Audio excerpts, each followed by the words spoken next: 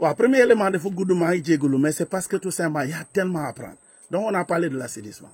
Et s'assurer que seule la SNHLM est habilitée à vendre des parcelles assainies. Jox len ko ci ki bu néew comme ça légui bu paré permettre len ñom ñu planifier électrification le problème de connexion à l'eau et connexion à des aux fosses, voilà, aux fosses septiques.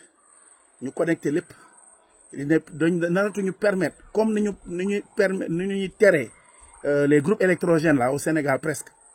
Waaw nga am yeneen dëkk yi ñoom c'est tout à fait normal fii nii niñ koy ten ba ne Sénélec rek voilà nañu fexe ba y a plus de promoteurs yi daal ku mënul satisfaire la demande sur tous les plans techniques waaw mënuloo def fosse comment dirais-je def canalisation def lépp mais nga xam ne nii que ndox bi léppay dem te loolu il suffit que ñoom les mairies bu ñu yokkee mairies par exemple. Pourquoi ne pas mettre 2 mairies à la fois? Pourquoi il doit avoir Parcelles Jaxaay nekk une mairie alors que Almadies 2 est à côté mu dépendre ci beneen mairie hein? Ensuite nga am Kër Massar Sud Kër Massar Nord yooyu dañ doon jël Kër Massar Nord Kër Massar Sud et même moi je suis d'accord pour que ñu réaménager encore même les collectivités locales parce que bu waa dañu am doole. Ensuite monsieur le ministre depuis le mois d'avril mai je ne fais que alerter mai ñu dugg juin mais alerter c'est-à-dire que si vous voyez bien les pompes là pompes yeeg tuyaux yeeg lépp lu ñuy def liggéey boobu yëpp mi ngi ni ba léegi boo demee unité 24 bi ñuy wax bu Parcelles Assainies de Dakar parce que quand on dit Parcelles Assainies je pense qu'il faut mettre Dakar ça doit être suivi de Parcelles Assainies de Dakar. Moi j'habite aux Parcelles Assainies. Mais si je m'arrête juste à Parcelles Assainies, moi j'habite aux Parcelles Assainies de Kër Massar Rufisque 1. De Kër Massar Rufisque 1, fa laa dëkk. Boo nee sa Kër Massar peut-être ça va. Donc déjà, alors nous on nous a vendu des parcelles, mais ce ne sont pas des Parcelles Assainies. Elles ne sont pas assainies du tout. Elles ne sont pas assainies. Tout est à l'état sauvage quoi. Waaw daggal nañ la terrain voilà léegi nga ñëw dagg garab yi déjà nga yàq environnement bi et le ministère de l'environnement n'est même pas impliqué.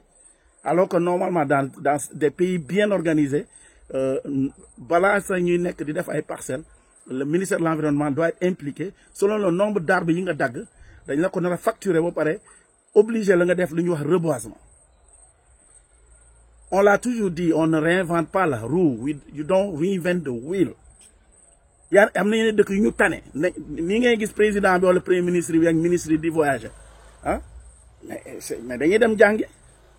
Mais aussi, monsieur le ministre, depuis quand les Sénégalais ont oublié que le 15 août, 14-15 août, c'est jour là yoo xam ne toujours yàlla daf ñuy defal taw 15 août dafa mës a taw man noonu laa màggee ba léegi nga gëm ko bañ ko gëm du affaire u diine mais yàlla am na moo tax ñu ne ñëpp xam nañ ne que yàlla am na pour ceux qui croient en Dieu. Le 15 août ça a dit aucun ministre ne doit même voyager. Du moins un ministre qui est en charge de l'assainissement, qui est en charge des eaux, etc., de l'hydraulique. Faut yëm bi dem Afrique du Sud toogal ba pare da ngay di déglu tamit monsieur le ministre tamit ngeen di déglu sunu kii di seetaan sunu vidéo on vous a alerté depuis longtemps.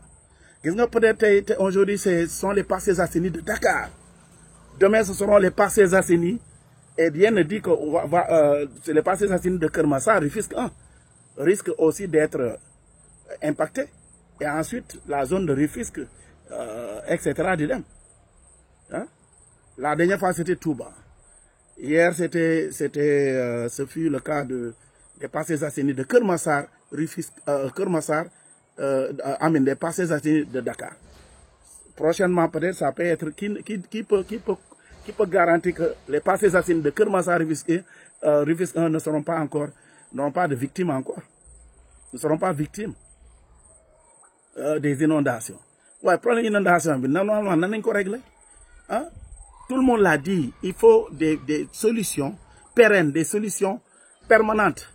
Faites des canalisations. Faisons des canalisations. Abdoulaye Wade n'a pas pu régler.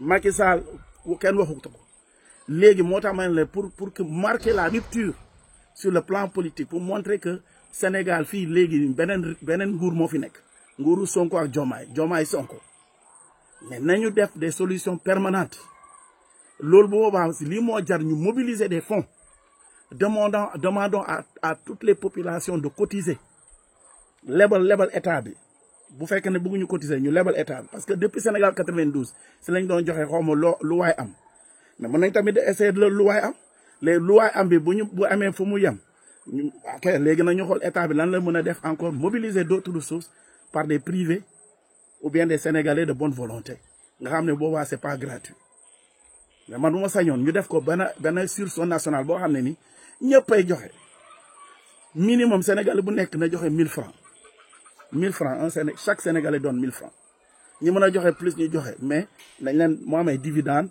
ñu delloo leen seen xaalis mais vraiment lii nii ñu dañuy xaar ni rek chaque année on réagit on est réactionnaire quoi on n'agit jamais